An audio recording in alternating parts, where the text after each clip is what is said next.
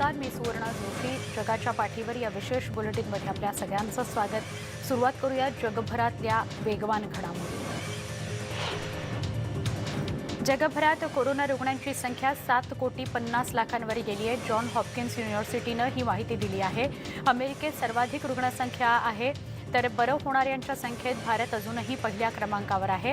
अमेरिकेत आतापर्यंत 1,70,00,000पेक्षा जास्त रुग्ण झालेत. कोरोनामुळे मृत्यू होणाऱ्यांच्या संख्येत ब्राझील दुसऱ्या क्रमांकावर आहे. फ्रान्सचे अध्यक्ष इमॅन्युएल मॅक्रॉन यांना कोरोनाची लागण झाली आहे. ते सध्या विलगीकरणात आहेत. आरोग्य अधिकारी जेरोम सोलोमॉन यांनी गुरुवारी ही माहिती दिली. मॅक्रॉन कोरोना पॉझिटिव्ह आढळल्यानं त्यांना नुकतेच भेटलेले युरोपियन नेते विलगीकरणात जाणार आहेत. त्यात फ्रान्स आणि स्पेनच्या पंतप्रधानांचाही समावेश आहे. अमेरिकेत कोरोना लस वितरण सुरू आहे. त्यात कोरोना लाटेचा फटका बसल्यामुळे अमेरिकन नागरिकांनाही लस दिली जाणार आहे. संचारबंदीसारखे कडक नियम लावल्यानंतरही या समाजाला कोरोनाचा मोठा प्रादुर्भाव सहन करावा लागला. लुमी नेशन या जमातीचे 5,000 नागरिक वॉशिंग्टनच्या सागरी पट्ट्यातल्या पेनिन्सुलामध्ये राहत आहेत. या भागात गुरुवारी 300 डोसचं वितरण करण्यात आलं. या जमातीचे नेते जेम्स स्कॉट यांना लस देण्यात आली. आजचा दिवस खास असल्याचं त्यांनी म्हटलंय. यापुढे या भागातले पोलीस, आरोग्य कर्मचारी, अन्नपदार्थ पुरवणारे कार्यकर्ते यांना लस दिली जाणार आहे. मंगळवारपासून ॲरिझोना, न्यू मेक्सिको, नावाजो, होपी या भागात 3,900 डोस पाठवण्यात आले आहेत. आत्तापर्यंत समाजासाठी आव्हानात्मक काळात सतत कार्यरत असलेल्या नेत्यांनाही लस देण्यात आली. अमेरिकेत गुरुवारपर्यंतचा कोरोना संक्रमितांचा आकडा 1,70,048वर गेला होता. जॉन हॉपकिन्स युनिव्हर्सिटीच्या centre for system science and इंजिनिअरिंगनं ही माहिती दिली. तर कोरोना मृतांचा आकडा 3,07,670वर पोहोचलाय. राज्यांमध्ये सर्वाधिक रुग्णांची कॅलिफोर्नियामध्ये नोंद झालेली आहे. कॅलिफोर्नियात 17,15,422 तर टेक्सासमध्ये 15,34,831 संक्रमितांची नोंद झाली आहे. फ्लोरिडामध्ये 11,55,335 संक्रमित आहेत. इलिनॉईज या राज्यात 8,70,600 संक्रमित आहेत. तर न्यूयॉर्कमध्ये 8,04,555 जणांना कोरोनाची लागण झाली आहे. ओहायो, जॉर्जिया, पेनिन्सिल्व्हेनिया, त्याच्यानंतर मिशिगन, विस्कॉन्सिन, नॉर्थ कॅरोलिना या ठिकाणी 4.5 लाखांपेक्षा अधिक रुग्णांची नोंद झालेली आहे. अमेरिकेत लसीकरणासाठी जाताना गरजूंना विनामूल्य सेवा देणार असल्याची घोषणा उबर कंपनीकडून करण्यात आली आहे. 1 कोटी फेऱ्या मोफत किंवा सवलतीत देण्याचा निर्णय उबरनं घेतलाय. ज्या नागरिकांना कोरोनाचा सर्वाधिक फटका बसलाय अशा नागरिकांना प्राधान्य देणार असल्याचं कंपनीनं म्हटलंय. वाहनाची सोय नाही म्हणून कोणी लस घेण्यासाठी पोहोचू शकत नसेल तर त्यांना वाहनाची सोय उपलब्ध करण्याचा आमचा प्रयत्न आहे, असं उबर कंपनीचे संचालक जुलिया पेज यांनी म्हटलंय. लसीकरणासाठी इतरही सरकारी संस्थांच्या मदतीनं अमेरिकेत ही मोहीम राबवली जाणार आहे. याआधी ज्येष्ठ नागरिक, आरोग्य कर्मचाऱ्यांना मोफत किंवा सवलतीत फेऱ्या आणि फूड डिलिव्हरी देणार असल्याचं कंपनीनं जाहीर केलं आहे. वॉशिंग्टनच्या अग्निशमन दल आणि आपत्कालीन सेवेतील वैद्यकीय कर्मचाऱ्यांना गुरुवारी कोरोना प्रतिबंधक लसीचे पहिले डोस देण्यात आले. कोरोनाच्या संकटकाळामध्ये रुग्णांवर उपचार करणाऱ्या काही सहकाऱ्यांचा मृत्यू जवळून पाहिला. इतक्या आव्हानात्मक काळात ही लस आपल्यापर्यंत पोहोचणं ही चांगली बाब असल्याचं काही कर्मचाऱ्यांनी म्हटलंय. Cancer permanent Capitol hill medical सेंटरमध्ये आहे लसीचा साठा पोहोचला. ब्रिटनमध्ये प्रिन्स चार्ल्स, त्यांची पत्नी कॅमेला यांनी गुरुवारी कोरोना प्रतिबंधक लस वितरण केंद्राला भेट दिली. ग्लोस्टरशायर रॉयस हॉस्पिटलमधल्या वॉर्डला एडवर्ड जेनर कोविड-19 व्हॅक्सिनेशन क्लब असं नाव देण्यात आलंय. 8 डिसेंबरपासून लस वितरण सुरू करण्यात आली आहे. या निमित्तानं एका स्मृतिचिन्हाचंही अनावरण करण्यात आलं. इटलीमध्ये आणखी 683 कोरोना रुग्णांचा मृत्यू झालाय.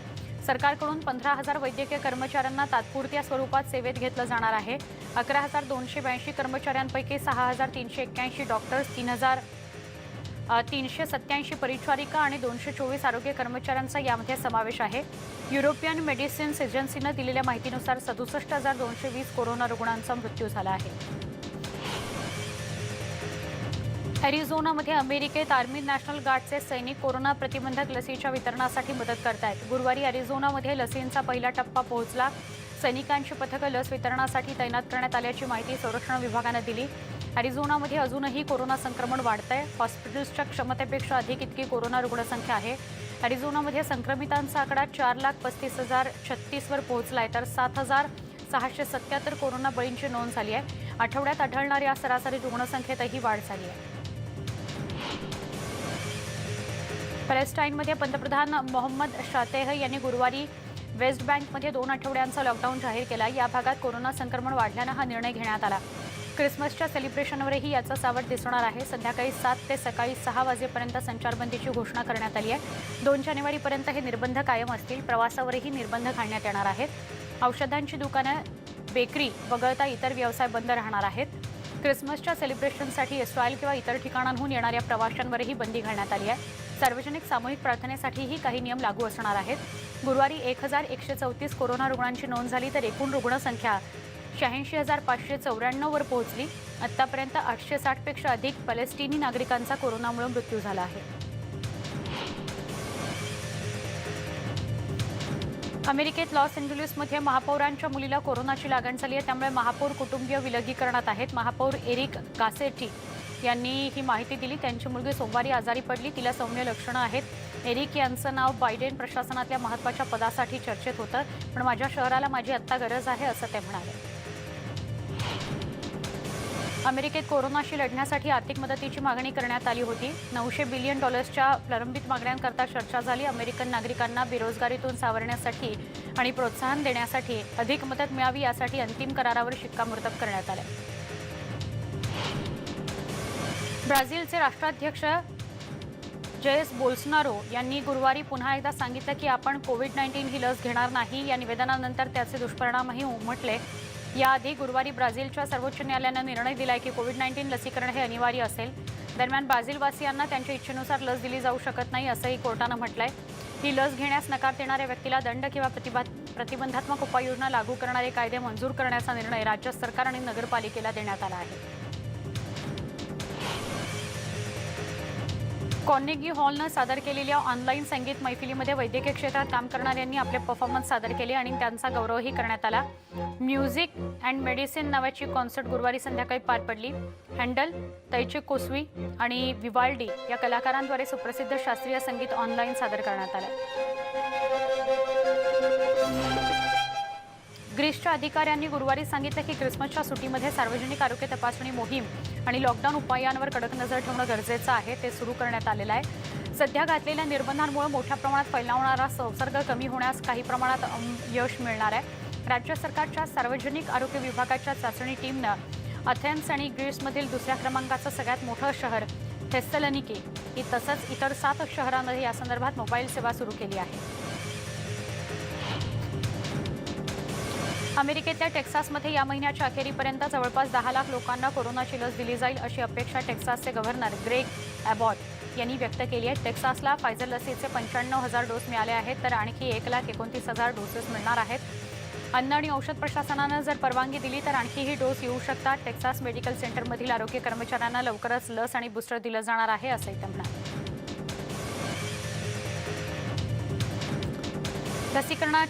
अमेरिकेच्या लसीकरण मोहिमेतल्या दुसऱ्या टप्प्यातील लसीला अमेरिकेच्या सरकारी सल्लागार समितीनं समर्थन दिलेलं आहे.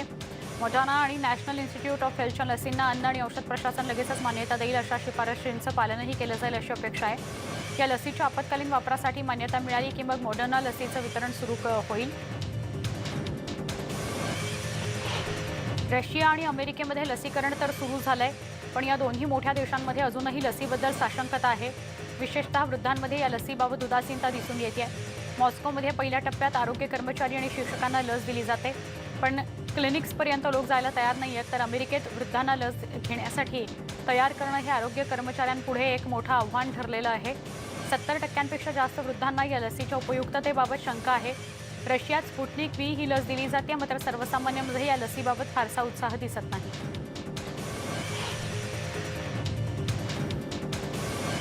श्रीमंत देशांनी गरीब देशांना कोरोनाची लस खरेदी करण्यासाठी पाठिंबा द्यावा, तसंच स्वतःच्या देशासाठी अतिरिक्त डोस ठेवू नयेत असं आवाहन यूएनचे सरचिटणीस अँटोनियो गुटेरेस यांनी गुरुवारी केलं. जर्मनीचे परराष्ट्रमंत्री हेको मास यांच्याशी झालेल्या बैठकीनंतर बर्लिनमध्ये बोलताना गुटेरेस म्हणाले की जानेवारी अखेरपर्यंत व्हॅक्सिनेशनला सुरुवात होईल, पण संपूर्ण जगाला व्हॅक्सिनेशन करण्याच्या मोहिमेमध्ये $20 अब्ज कमतरता भासणार आहे.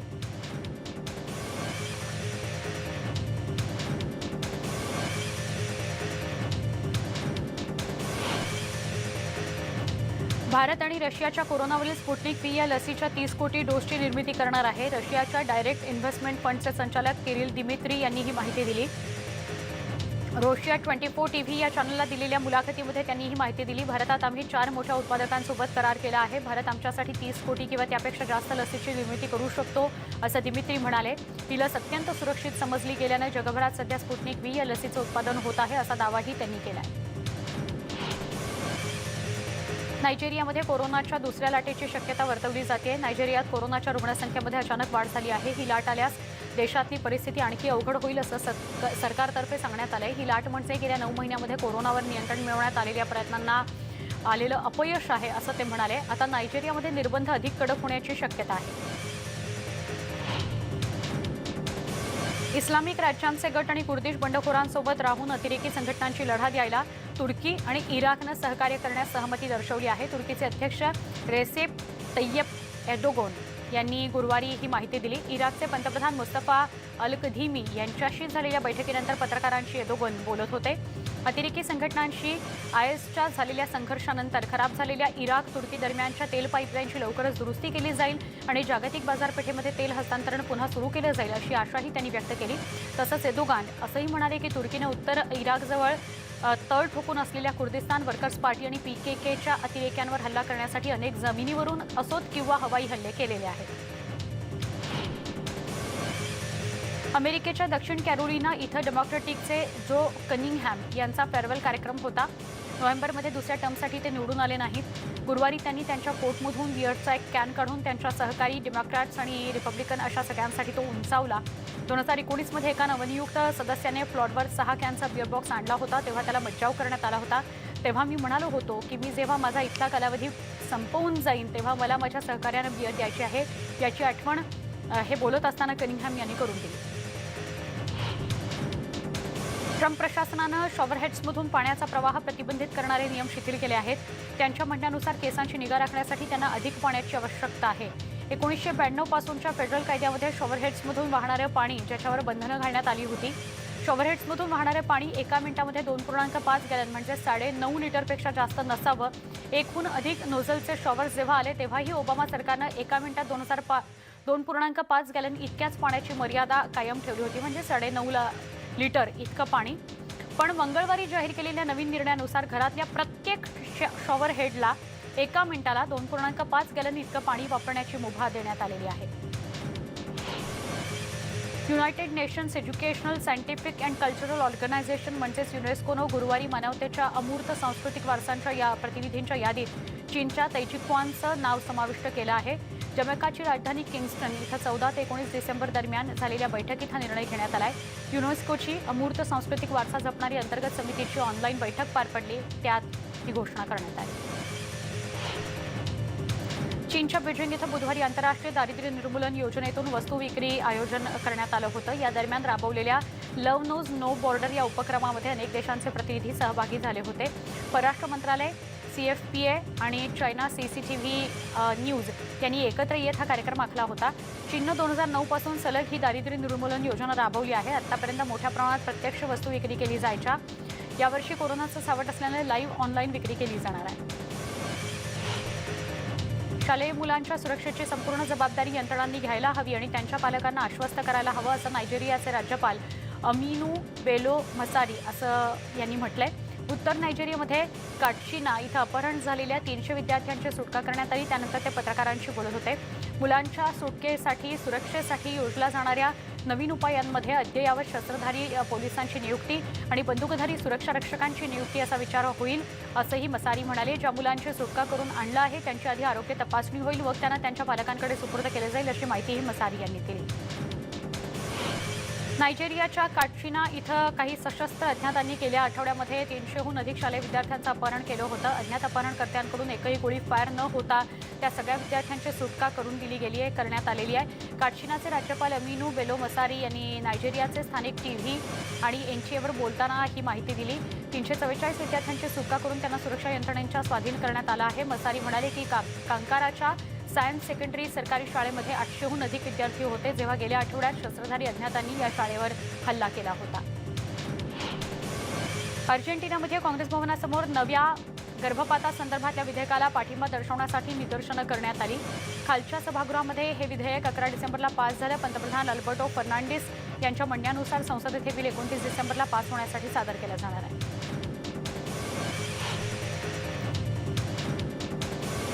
उपराष्ट्रपती माईक पेन्स हे अटलांटा आणि त्याचा अंतर्गत भाग वगळता जॉर्जियातल्या इतर सगळ्याच ठिकाणी रॅली काढत आहेत। रिपब्लिकन सेन्सला पाठिंबा देण्यासाठी ते कार्यक्रम रॅली काढत आहेत। नुकतेच ते पश्चिम किनारपट्टीवरील कोलंबस आणि जॉर्जियातील मध्यभाग असलेल्या मॅकॉन इथून परतले। 5 जानेवारीला होणाऱ्या निवडणुकांपूर्वी डेव्हिड पेड्यू आणि केली लॉफ्सर हे सिनेटचे सर्वोच्च नियामक मंडळ निश्चित करतील। ब्रिटन आणि युरोपियन युनियनमधील ब्रेक्झिट व्यावसायिक करारानंतरच्या चर्चेत आता बऱ्यापैकी प्रगती झाली आहे। युरोपियन युनियनचे अध्यक्ष उर्सुला वोन देर लेयन यांनी आशा व्यक्त केली आहे। मात्र अनेक मोठे मतभेद अजूनही मिटलेले नाहीत। ब्रिटनचे पंतप्रधान बोरिस जॉन्सन यांच्या चर्चेनंतर लेयन यांनी हे ट्विट केलंय। शुक्रवारी ही चर्चा सुरू राहणार आहे।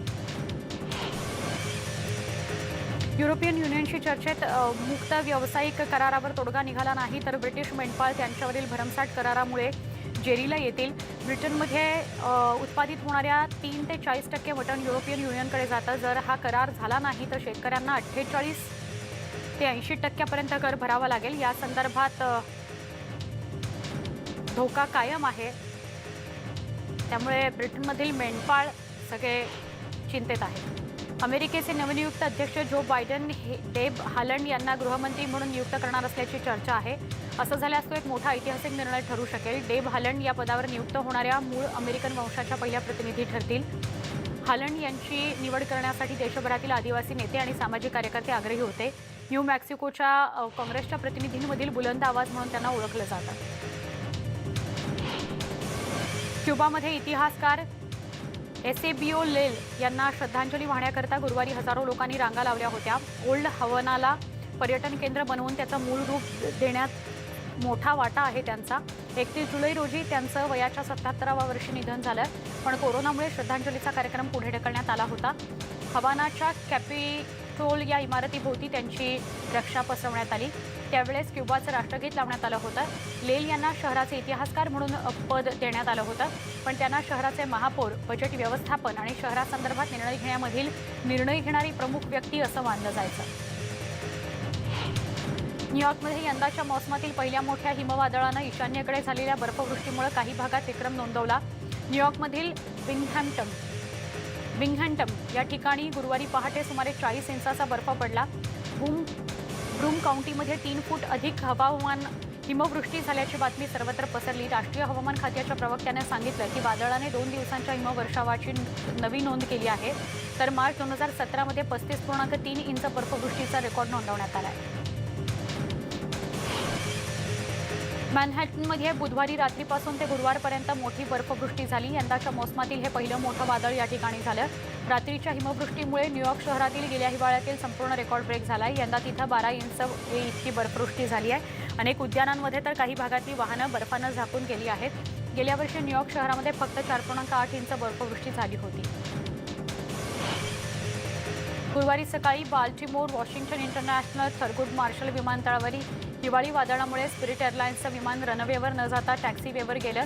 स्पिरिट एअरलाइन्सच्या प्रवक्त्यानं सांगितलं की लास वेगास ते BWIकडे जाणारं 696 विमान सुरक्षितपणे रनवेवर उतरलं, परंतु टर्मिनलकडे जात असताना समोरील चाक टॅक्सीवेच्या गवत क्षेत्रामध्ये घुसलं। मात्र मोठी दुर्घटना टळली असून दरम्यान कुणीही जखमी झालेलं नाही आणि 111 प्रवासी तसंच चालक दल यांना बसनं टर्मिनलमध्ये नेण्यात आलं।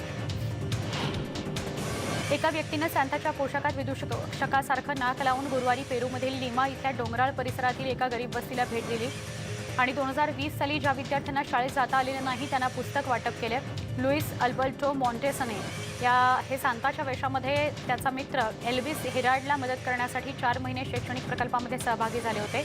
त्यांनी कॅसुरिनामध्ये राहणाऱ्या 100 मुलांपैकी काहींना कार्यशाळेचं प्रशिक्षण दिलं आणि गेल्या महिन्यामध्ये जवळपास 6000 मुलांची त्यांनी भेट घेतली। साओ पावलो इथल्या शॉपिंग मॉलमध्ये क्रिसमस लाईट्स आणि उभारलेल्या शिल्पांमुळे लहान मुलांना आणि मोठ्यांना आनंद देत आहे याचं लक्ष वेधून घेतलं गेलं, कारण कोविड-19 या महासंकट काळामध्ये सांताबरोबर पारंपरिक भेटीवर निर्बंध आलेत। ल्युमिना फेस्ट या 1 किलोमीटर लांबीच्या शिल्पामध्ये 3 थीम्स, नैसर्गिक घटक, परिकथा आणि सांताक्लॉजसह 150 दिवे प्रकाशमान करण्यात आले आहेत। 27 डिसेंबरपर्यंत प्रदर्शनाचं हे ठिकाण नागरिकांसाठी खुलं असणार आहे. याचं प्रवेश मूल्य प्रति ग्रुप $25 ते $33 असणार आहे. इथे एक छोटासा ब्रेक, लगेच भेटूया. पहा फक्त न्यूज 18 लोकमत.